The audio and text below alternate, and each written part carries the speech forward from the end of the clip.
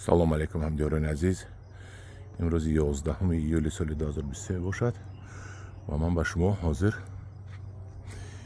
درخت های سیب، درخت سیبی سیمیرینکا نشان میدم.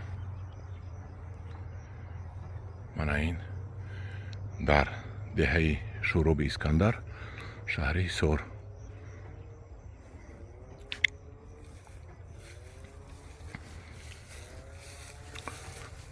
ببینید چقدر بسیار بستگی. هر هفته 10 روز یک مرتبه دورو میزنن بر ضد کرم نخورد این را.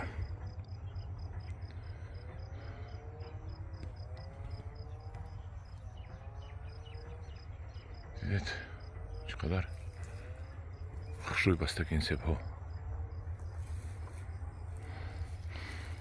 هرچند که دورو میزنن تگش رو ببینید چه ریختگی. او میگن چه کنیم نریزد، میریزد، خواهد نخواهد میریزد. پیش این حشرات رو با پورگی گرفته نمیشود. این ببینید در روزش رو نوکش رو بریدن.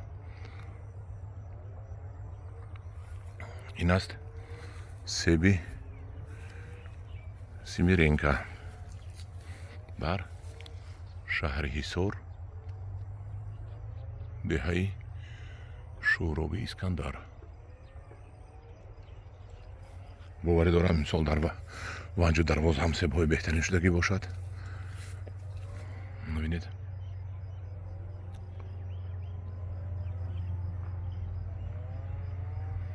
در آنجا هم سیب های بهترین شدگی است. اینه است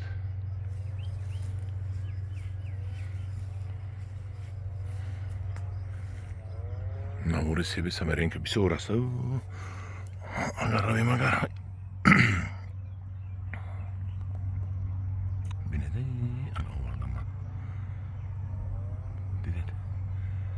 از 100 متر نزدیک آوردم. منو ببینید چقدر بسیار گرفتگی است.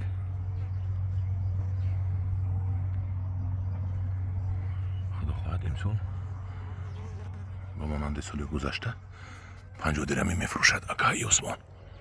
این سیب ها را چیزی که بسیار شد به قدر میشد 50 درم میشود.